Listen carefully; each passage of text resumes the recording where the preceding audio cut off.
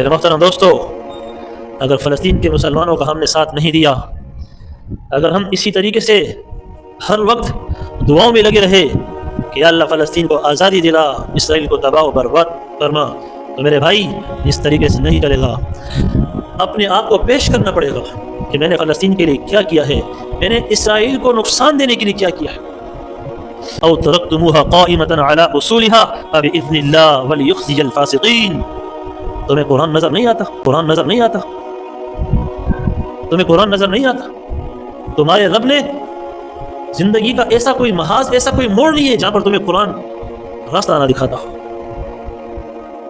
تمہیں قرآن ایسی کوئی جگہ نہیں ہے جہاں پر راستہ نہ دکھاتا ہو۔ قرآن ہر جگہ راستہ دکھائے گا تمہیں۔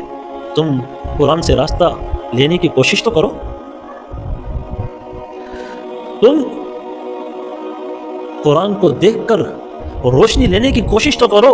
قرآن سے پوچھو تو صحیح کہ میں اس محاذ پہ جا رہا ہوں، مجھے کون سا راستہ اختیار کرنا ہے، میں اس راستے پہ جا رہا ہوں، یہ راستہ میرے لیے صحیح ہوگا یا نہیں، میں اس راستے پہ جا رہا ہوں، یہ راستہ میرے لیے قابل قبول ہوگا یا۔ قرآن کی طرف دیکھ تو صحیح مسلمان۔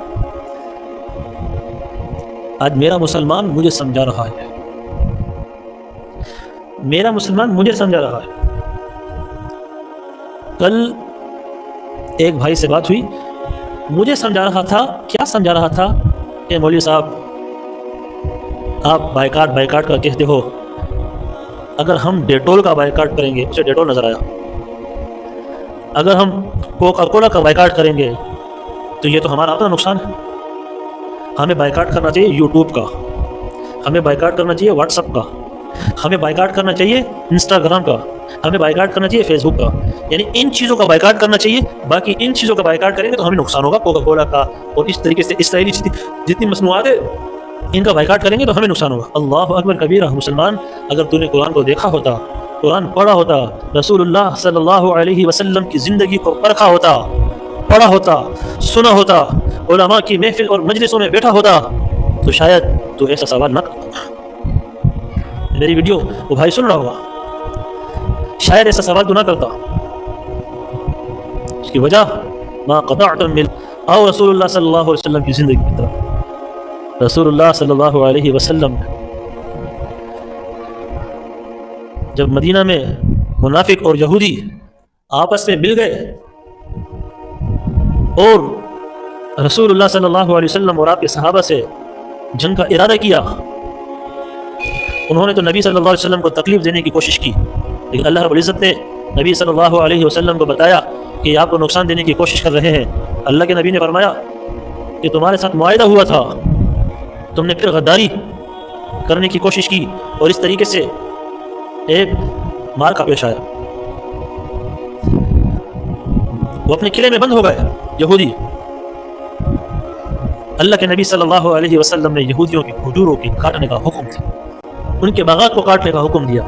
انہوں نے کہا، یہودی یہ سمجھ رہے تھے کہ مسلمان کسی کا نقصان نہیں کرتے، مسلمان کسی کے باغات کو جلایا نہیں کرتے، کاٹا نہیں کرتے۔ ہاں مسلمان نہیں کاٹتے، لیکن جب جہاد کا مارکا ہو، جب یہودیوں کی طرف سے مسلمانوں کو نقصان دینے کا مارکا ہو، اور مسلمانوں کو کٹتا ہوا جب مسلمان دیکھے، تو پھر مسلمان سخت فیصلے کیا کرتا ہے،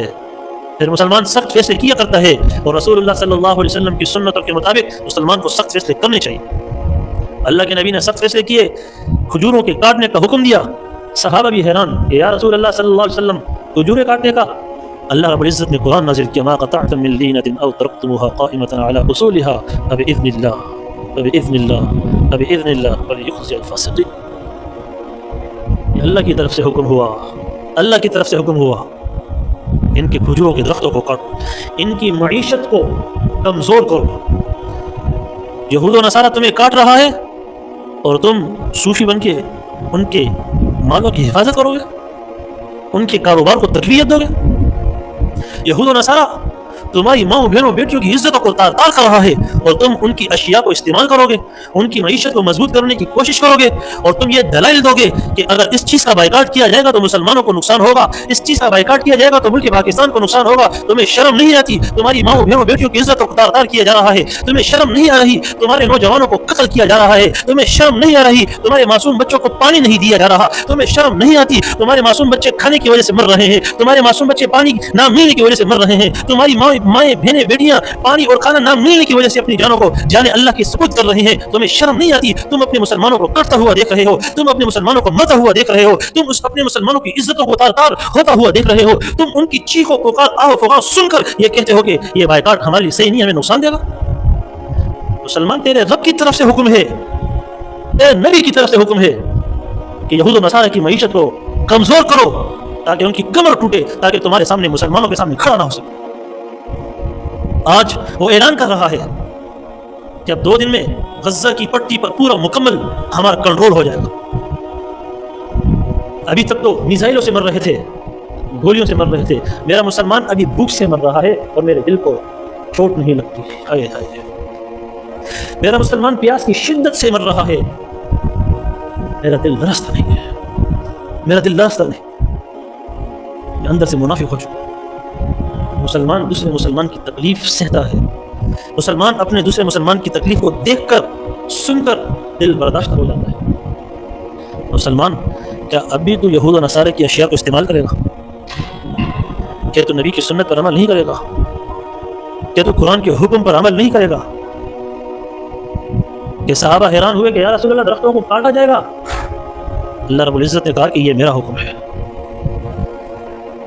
ये मेरा हुक्म है।